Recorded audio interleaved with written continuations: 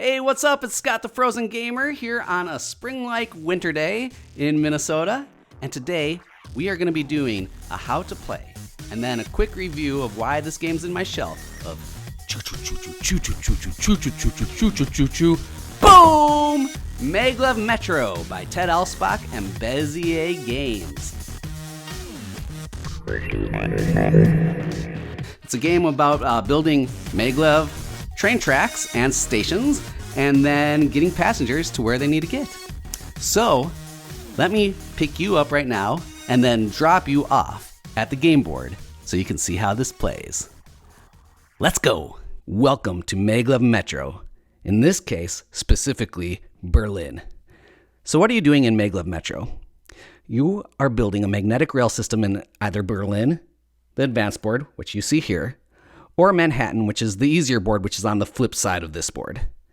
Then you help passengers get from one station to the next station to build up powers and help gain extra victory points. The object of the game is to get the most victory points by meeting personal objectives, creating links between stations, and dropping off commuter passengers. So let me start out explaining the main board here. We start with 3 starting stations that are randomly put out in these 3 locations. On top of those 3 locations, the game will tell you exactly which passengers to put on each station. The rest of the stations in the game are held down right here at the bottom of the board with a passenger of their color on top that you get as a bonus for building the station. Well, it may not seem like much to get a single passenger for building a station, but believe me, each passenger in this game that you receive is quite important. Then we're going to randomly put starting robot passengers, which are the gold, silver, and copper passengers, in each of these recessed spots of the board. And it will tell you exactly how many to put in each location. The rules will tell you how many passengers to take out for each color based off the player count. We're playing a 2-player game right now, so we're going to take out 5 passengers of every color. The rest of these robot passengers here, we're going to put in the passenger bag. These recessed spots on the board are where stations will be built throughout the game. Any other of these hexes on the board is where we can build a track throughout the game, including over the rivers. Then on the side of the board, you'll just put an extra pool of all the commuter passengers, which are these more pastel-y colored ones, and they're going to go in the draw bag once one of their matching stations is built. Then in your own player area where you're sitting, grab all of the track of your color. There's going to be 2 different types of track, straight track and curved track. And within the curved track, there's 2 different types of curve. There's bigger curves and smaller curves. They all go to the exact same place though. They're just different sizes for alignment purposes. Everyone is going to start with 3 robots, 1 of each color. And if you're playing in a 4-player game, player number 4 is going to get a 4th robot passenger of any color that they want. Then also in front of you, you're going to have your 4 objective cards. They're either going to be randomly dealt to you, or you can do a very simple draft that's explained in the rule book. You'll also grab the train of your starting color, which is a really cool piece in the game. Everyone will also grab their own colored player board. So let's go over the player board real quick. This middle track right here are all of the actions that you can do in the game. We'll go over those in a little bit. This section here is where you can get extra action in the game. You start with 2 actions per turn, and as you start dropping off passengers, you can fill in any of these 3 sections, and as soon as you have it filled in, it will give you 1 bonus action per turn. So instead of 2 actions to start with, since we have this row filled in, we get 3 actions now per turn. If we filled in these ones, you get 4 or 5. This section here in the bottom corner of the board is where you unlock passengers of certain colors that you can start picking up and start building stations of those colors. So let's say we filled in this column right here. We can now start picking up pink passengers and start building pink stations. Once we do this column, we can do the lilac. Once we do this column, you can do coral. And once you do this column, you can do purple. This top right section of the board is how you get extra points for passengers at the end of the game and links at the end of the game. We'll go over what links are in a little bit, but as you fill in any vertical column of a specific color, now I will get 1 bonus point for every extra pink character on my board.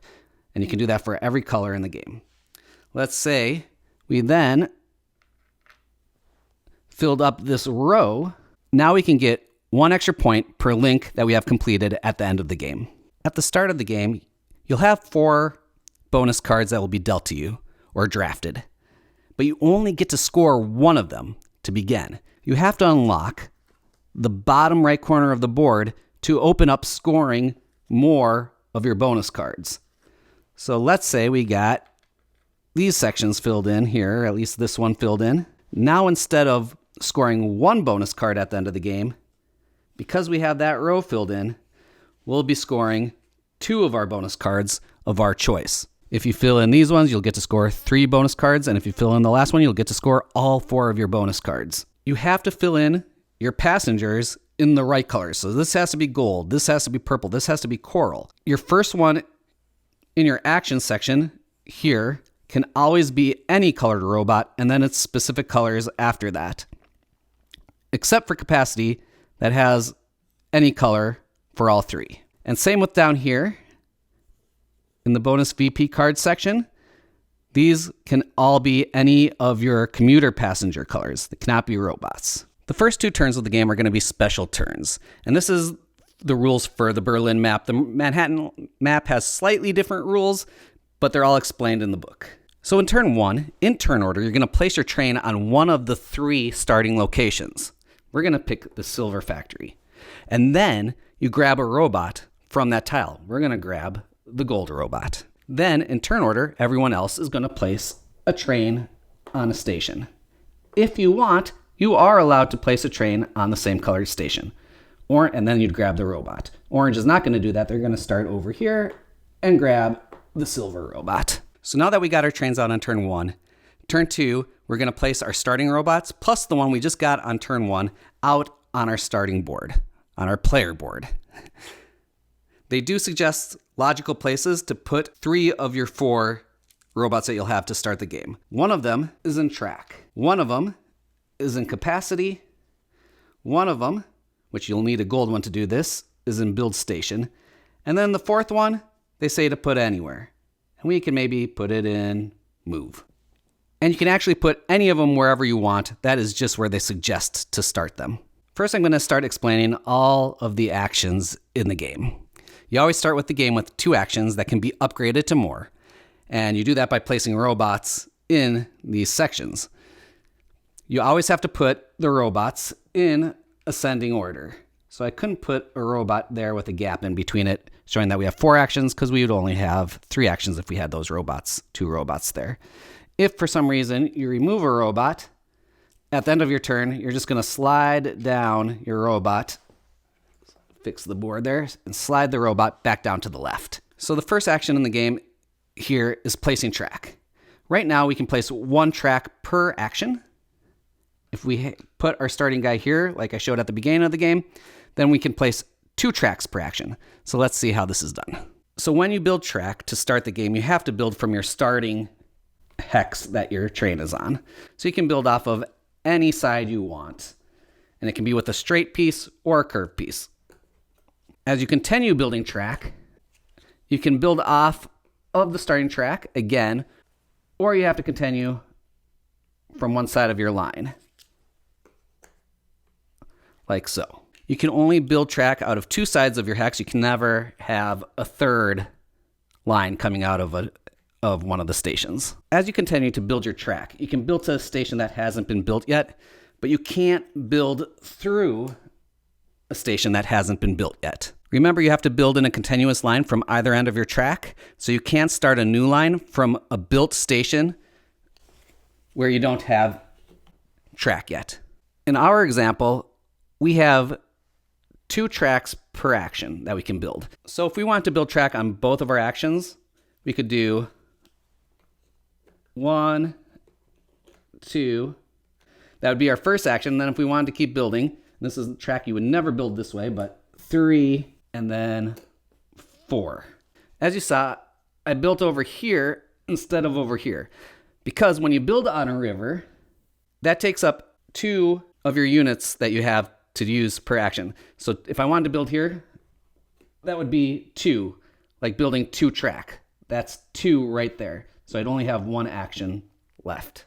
In the game, it's fine to build a loop like this. However, to continue building track, you're going to have to remove any one tile as an action, a remove action, which I'll talk about shortly. Once that's done, you can start building from either end, like this, and you'll continue building like normal. Your track is finite. If you run out, you run out. However, you can remove track from an end of your line as an action, and then you can rebuild it on the other end if you want to later on. When you remove track, you have to remove from one end of your line. You cannot remove from the middle. Every track that you remove costs 1 action point. So because we had 2 units per action, we could have removed 2 of those for 1 action, and then we have 1 more action. I could remove this one and this one. When it comes to a river, again, that's going to take 2 units instead of 1. So removing 1 of those is going to be 1 of my 2 actions that I currently have.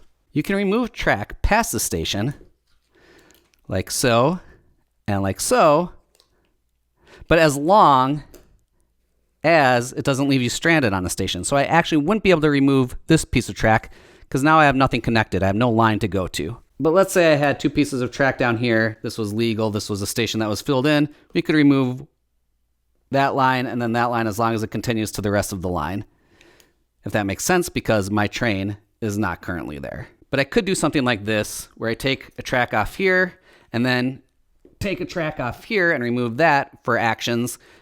And even though it went over this station, because I don't currently have my train at this station, my train still has a route that it can go on. I am never allowed to build over track that I've already built. However, other players are allowed to build over track that you've already built. And as you play with more players, this gets prettier and prettier. The next action is the move action. And to move from one station to the next adjacent station costs 1 action, 1 of your 2 actions. So if this was my track and I currently want to go from the silver station to the copper station, that's going to take 1 action. As you upgrade your move action on your player board, you can move more than adjacent stations. So now that I just upgraded that action with 1 robot, I can move 2 stations with 1 action. Each set of stations that's connected by track is called a link. So this is 1 link, and this is 2 links. It doesn't matter how many track you have in between the stations, as long as 2 stations are connected by track, that is 1 link. This is important for endgame scoring. Let's say this station was built. I can only travel to stations that my track has been built to, so I would not be able to travel to this station yet. And if I've built track that doesn't reach a current station, I can't just magically end up here or here. I can only go to the last station that my track goes to. So in this case, where things are set up right now, I could only go to these 3 stations, even if more stations were built on the board. If you have passengers in their train, they're going to always travel with you. Let's say I started here and had 3 movement per action. And for one of my actions, I wanted to move. I can go 1, 2. Now there's nowhere left to go, but I still have 1 move left in my action. So I can turn my train around for free and then move back in the other direction. Then you're always going to leave your train facing the direction it's currently moving in, even if it's the last station that your track goes to. So if I was moving here, I'd keep my train facing that way. I wouldn't turn it around yet until the start of my next turn. The only other way you can turn around, and it's the only way you can turn around at a station in the middle of my line, not at the end of my line, so this one's in the middle of my line, is if you have the reverse train action filled in. Once you have the reverse train action filled in, you can turn your train around, and I'll go over that in more detail very shortly. Capacity is not an action, and that's why it's highlighted here in a box. Again, I just bumped this guy out. You start the game with only being able to carry 1 passenger at a time. As you upgrade that, you'll be able to carry 2 passengers, 3 passengers, or 4 passengers. Right now, we are at 2. If you use an adjust action that I'll mention shortly and reduce your capacity, and you're now over the limit on passengers because we just went from 2 capacity down to 1 capacity, you have to remove a passenger from your train and put it at the current station you're at. Not on your player board. It's not a drop-off. I repeat, it's not a drop-off. Basically, you're kicking the passenger off the train because you're over capacity and you need to get rid of someone. If we didn't take off Silver here and took off the gold robot passenger instead, he's the same color as the station that he's going on. That's not allowed. So if I wanted to get rid of the gold passenger, instead of putting him on the station, he goes back into the draw bag. The next action is the pick up passengers action. You start with 1 passenger that you can pick up per action. As you upgrade it, if I was like this, now I can pick up 2 passengers per action, 3 or 4 if I get more copper robots out there. Let's say I haven't powered up my pickup action at all, so I can only pick up 1 passenger per action. I could do this, pick up this guy for my first action, and then for my second action, I could go and pick up this copper passenger and put him in, and that would be my 2 actions per turn. If I upgraded and could pick up 2 at once, my first action could be picking up both of those passengers, and then I could do any other action after that, like moving. You'll start the game only being able to pick up robots because they're the only passengers that start on the board at the beginning of the game. As soon as someone builds one of the commuter passenger stations, which are the colorful ones, then you can start picking up those passengers as well, because all of, in this case, the pink passengers, every single one of them will go into the action bag. But remember, you also have to have your board filled in per column for the right station to be able to build that station or pick up passengers from that station. So until I have that silver spot filled in, I'm not able to pick up pink passengers even if they're on the board. Let's say that my pickup action has been upgraded to 3. So I can pick up 3 passengers per action, but my capacity is only 2. And let's say I have 3 passengers at the station that I'm currently at that I can pick up. Since my capacity is only 2, I could only pick up 2 of them. Now let's say I just moved into this station here, and I'm currently at my max capacity of 2, but I want to pick up a different color than I already have. I want 2 silvers instead of a silver and a copper. So what I can do for my pickup action is take the silver. I'm at my capacity of 2, so I have to get rid of 1. So I'll take the copper out. We'll just kind of trade spots. So I'm still at my location. I'm still at my capacity. I have picked up a new guy and put down another guy to keep me at my capacity of 2 and not go higher than that. Let's say I had a gold guy in there when I just swapped out with the silver guy, and he goes down into this gold station. Well, that's not allowed. So the gold guy will go back into our player bag instead of staying on the station. If you've caught the pattern yet, you can never have a passenger of the same color station at that station. Our next action is drop off. Now you can drop off any passenger that matches the color station that you're currently at. And how many passengers you can drop off at once is how many you have upgraded here. So you start the game only being able to drop 1 off at a time. We're currently at 2 because we filled in a robot here. If I fill in more silver robots, we'll get 3 or 4 passengers that we can drop off at a time at a station that matches the passenger that you're dropping off. So in this example, we have 3 silver passengers that we want to drop off at this silver station. But let's say our drop-off amount is only upgraded to a 2. We have 2 actions. So the first action, I can get 2 of these guys off.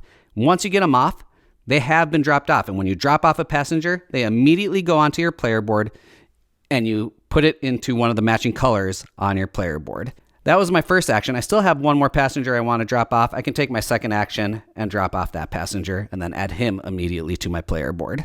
When you fill a spot in on your board, you'll get the benefit of that spot for your next action. So let's say I just dropped off a passenger and I put it in this move station here. I just went from 1 move to 2 moves. So on my next turn, instead of moving just 1 spot, I'm now able to move 2 spots on my next turn, or my next action, of that turn. As I mentioned earlier, when you fill in one of these rows in the extra action section here, when you fill it in completely, you'll get an extra action. You'll go from 2 actions to 3 actions to 4 actions or 5 actions if you fill in all 3. Let's say I just dropped off a player on my second action of my turn, and I fill in this extra action spot. That immediately gives me a third action that I can use this turn if I want to, and then every subsequent turn after this, I'll get 3 actions going forward. The next action is refill station, and you'll start being able to refill 1 passenger at a station, and then as you upgrade, you'll be able to draw 2, 3, or 4 passengers. And what you'll do is, let's say as at 2, I've upgraded once, so I'm at the 2 passengers. I go into the draw bag, I take out 2 passengers randomly, and put them onto the station. Let's say I was just at this copper station, and I pulled out 2 copper passengers. I just put those guys aside because, as I've said before, you cannot have a passenger of the same color on that station. And I'll just keep pulling out. If I pull out another copper one, then that's going to go down. And then eventually I'll pull out 2 passengers that aren't copper. They will go on that station. A station can ever hold a maximum of 8 passengers at a time. If it's already at max, you're not able to draw and add more passengers to that station. If you draw passengers, and every single passenger that you keep pulling out is of the same color of the station that you're currently at, you'll put every passenger back in the draw bag, and then you'll take a completely different action. You can always look to see what colors and how many of each color is left in the draw bag at any time throughout the game. This is not hidden information. And last, if you ever need to draw a passenger and there's none left in the bag, this is one of the triggers for the end of the game. The next action is adjust, and this lets you rearrange your player board. You start being able to adjust 1 passenger at a time on your player board, but again, like always, if you start filling in your upgrades, you can do 2, 3, or 4 passengers at a time. And how it works is, let's say I've upgraded my adjust station, so I can do 2 passengers at a time. What we do is we just take 1 passenger off where we want it to go, and we place it on somewhere else that matches the color. And then we do it a second time. So maybe I want to take from move and then put it into, I got Butterfingers, and put it into capacity. Just like my example before, if you adjust and put 1 into the extra actions spot, you will get that extra action this turn. Now, adjust is only going to work with robots, the gold, silver, and copper passengers. It will never work with any of the passengers that are the more colorful ones, the commuter passengers. Those, once they're on the board, they stay on the board. If you're adjusting in any of these action sections that have 3 passenger upgrades on them, you can either take from the right side or the left side. If I took the silver one from the left side and moved him somewhere else, I now have a gap. So before I take my next action or end my turn, I just slide those down. The next action is the build station action. You need a gold passenger to be able to do that, and you have to put them in there. Once that passenger is in there, then you can start building stations. You're allowed to build to a station if your track has reached a recessed spot in the board. You're never allowed to build a station where it would be floating, where there's no track of yours that reaches that spot. So that would not be allowed, but this would be allowed.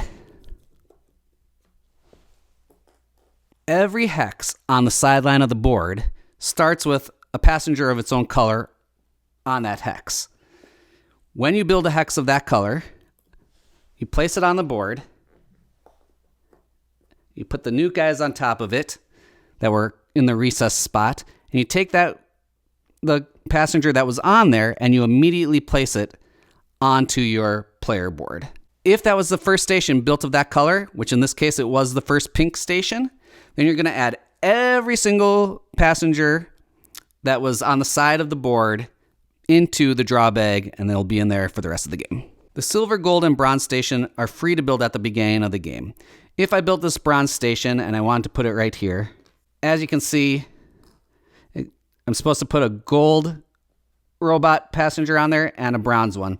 Like always, a bronze passenger can't be on a bronze station, so it's going to go off there and into the player draw bag. The last action you can take is this reverse train action.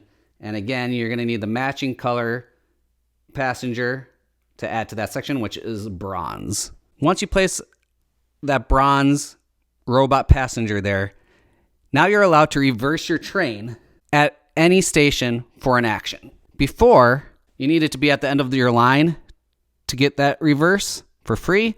But now, if I'm here and I decide I don't want to go this way anymore and I want to start heading back the other direction, for one action, I can turn my train around, and then my second action, I can move. This cannot be done as part of your move action. So I can't move here and then decide to turn my train around and start moving back in this direction, all in my move action. I would have to move here and then turn my train around as a second action and then decide to move again. The only time, as I mentioned earlier, that you can turn your train around in the middle of a move action is moving at the end of your line, where I'd go 1, turn it around, 2, 3 if I had 3 movements.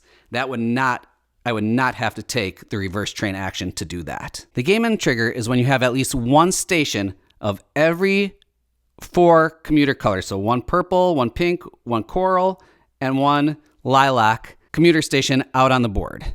And then you also have to make sure that your player bag is empty with no passengers left in it. If that has happened and those 2 conditions have been met, the game's going to end.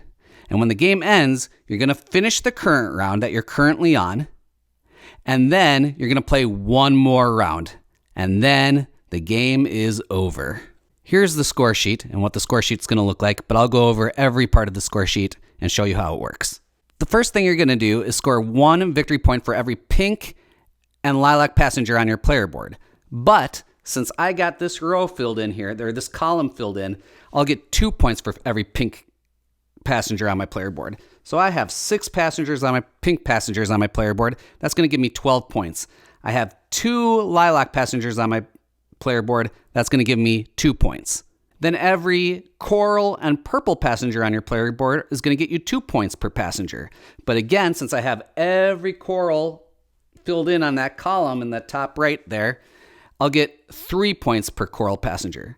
So I have 4 coral passengers on the board. That's going to give me 12 points because 4 times 3. I have 2 purple passengers on the board. 2 times 2 is going to give me 4 points for purple passengers. Each track link, if you remember from the earlier in the video, is any section of track that connects 2 stations is a link. So every link is going to be worth 1 point. But since I got this top row filled out over here, that's going to be worth 2 points for every link that I have. If I filled out every one in this section, it would have been 3 points per link.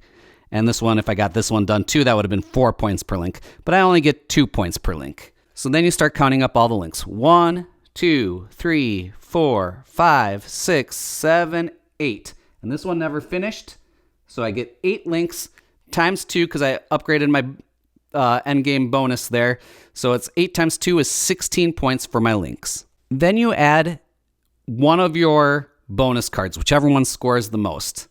But because I filled in this top row of the bonus VP cards section, I get to score my top 2 highest scoring bonus cards out of the 4 that I start the game with. So my cards were this one where I get 4 points for every direct connection from a pink station to a copper station. 1 point for every gold robot on my player board. 2 points for every station that my track does not connect to. And 4 points for every column that is empty for my passenger VP section. I didn't have any of these, so I won't be scoring this one because I can only take 2. This one, I have 4 gold passengers on my player board. So that would get me 4 points, so we'll set that one aside. For this one, I ended up not going to 2 stations that were built, so I would get 4 points for that. And this one, I had 2 columns not filled out, so I'd get 8 points for that. So I'm definitely scoring this one. These ties, so I can just pick either one. I'll score this one, and that would be 8 points and 4 points for 12 more points. After you've gotten all of your points, you add them up for your total points. Whoever scored the most points wins. The tiebreaker is the fewest amount of robots, again, the gold, silver, and copper passengers that are on your player board. If you're still tied, they say to play another game to break the tie. I say, you can share the tie. Now let's get back to my table to talk about why this game is in my collection. Welcome back to my table. So, why is Maglev Metro in my collection? Because this game is on my shelves. So, first of all, I don't own any other train game, and I feel like everyone has to have a train game in their collection. Well, why not just get Ticket to Ride? Everyone loves Ticket to Ride. I do like Ticket to Ride, especially the Pennsylvania map, but I like having more of a unique game, more of a game with a bit more of a personality to it. And this one just kind of stood out to me. I think Maglev Metro has a ton of personality to the game. Also, it's got to be the prettiest train game that's been ever made. Even at the beginning, just like those pastel-y colors and the coral color is just really pretty itself, the station colors and the passenger colors. But then, as you can see at the scoring section of my How to Play video, once the map's completely made and you have all of the multiple color routes with the acrylic tiles on top of each other and they all are going around and you have sometimes 4 colors in a 4-player game on the same spot and you see all of those routes going around and moving around the track, it becomes so pretty with the green. It's green, orange, yellow, and blue. And those colors just work really well together to make a very pretty game board by the time you finish the game. And I'm always a sucker for good-looking games. Another thing that I really love about the game is how it's like an efficiency engine. That's what you're trying to do in the game, is just be efficient. And as you try to become efficient, like you might really be wanting to grab coral passengers. Maybe that's one of your special goals in the game, is to get coral passengers. But if it takes you a really long time to be able to start getting coral passengers on your player board, other people are going to pass you by with doing things that are more efficient for them. And it's always that struggle of how can I make my game, this session, be as efficient as I can possibly running? How fast can I move from one point to the next point of goals? Like, I need to hit this goal. Now I need to hit this goal. Now I need to hit this goal. How am I going to do that? How am I going to do it fast? It's not a race game, but you're kind of, in a way, racing to get each of your goals that you're trying to do this game, your strategy goals, met. There is a couple downsides of the game, but they're minor. I find them to be minor. One of them is the rule book is super well written, but it's kind of in this big blocky text. So in, like, let's say the move section, action section of the rule book, instead of like bullet pointing or sectioning off in rectangles, like each of the different parts of the move action, it's just like all in text form. And it's hard to find if you do have a rules question. I know which section to go in, but then I have to read this like whole page worth of text to try to find the rule I'm trying to find. That could have just been a little bit cleaner. Again, minor though. The other one is a little bit more of a functionality issue, and the gold passenger, robot passenger, looks very similar in color to the copper passenger, robot passenger. And that's in good lighting. So if you're in not good lighting, it's going to be, they're very hard to tell apart. I think if they changed the gold to more of a yellowy color, it would have kind of clashed. So I don't know what the solution is. Is it functionality over overall look? That was kind of probably the debate. But it gets hard. Even when I was going through my How to Play, I kind of messed it up a couple times and had to reshoot because I had the wrong color. And so that's an unfortunate one. Still completely playable though, but you just really have to be careful and kind of let everyone know if it's their first time playing, like really pay attention to which one's copper and which one's gold, because you don't want to be trying to pick up a copper passenger, but you end up grabbing a gold passenger because you just got the colors mixed up. Other things I like about the game is, and this kind of goes back to the efficiency again, but the actual mechanisms of the efficiency is how you can move around. I love the adjust action on your player board, on your personal player board. Once you start adjusting, it helps, because at the beginning of the game, you're going to be wanting to build a lot of track, and then get your stations built. But by the end of the game, you might not have a lot of track left. So you've built up all of this, you've upgraded your track section so much, but now you don't need it to be upgraded. So now you can start taking apart and adjusting your player board by using that adjust action. And it takes an action. That's what I love about it too. It costs you an action to do it. But let's say I've upgraded my upgrade section or my adjust section to 2. So now every action I take, I can change 2 of those. So if I don't want track anymore and I want to pick up more passengers, I can take one of those guys off track and put it on pickup. If I want to add one on drop off too, because I want to start dropping off more passengers to get them on my board towards the end of the game, I can take another one off that track and put it on the drop off section. And how you manipulate your player board, that manipulation of the player board is a lot of fun. Another thing that I love about the game is how it scores those bonus cards. You start out the game with 4 possible bonus cards. If you're playing the easy way, you get rid of the red cards and play with 3 possible bonus cards. I like playing with all of them though. I love that you only start scoring one of those bonus cards, and then you have to waste some of your passengers that you've picked up by upgrading the bonus card section so you can start scoring 2 bonus cards. But then you can pick up more passengers and you have to put them in the bonus card section if you want to score 3 of your bonus cards. In the meantime, I said waste because you can't use those in any other spot. And once they're down, they're down. Those are the colorful meeple, the colorful passengers. So once they're down on the board, they have to stay there. I can't rearrange those colorful ones. So I literally wasted putting them in a different spot where I can score because I'm focusing on my bonus cards instead of maybe making all my lilac passengers worth double the points than what they would have started as 2 points instead of 1 point.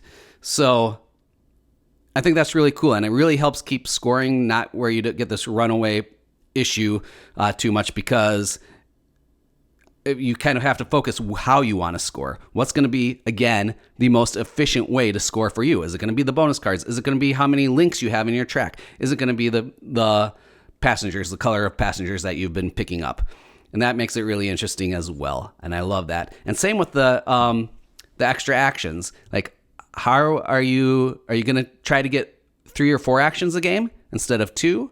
Or are you going to just stick with the 2, but make your actions really upgraded and your endgame scoring really upgraded? So it's all of that kind of mixes and pulls at you and makes the game super, super fun. I highly recommend it. It's in my collection. They do have some upgrade maps that I don't have yet. I know that they crowdfunded, and I just have that starts with just the base 2, but they have, I think, like, I don't know. They have quite a few more that they came out with that looked really interesting. Anyways, base game's in my collection. I think it's just a wonderful, wonderful game. That's Maglev Metro, Ted Alspach, Bezier Games. Good job. And that's all I got for you today. Peace, and stay cool, and keep chugging along. Choo choo!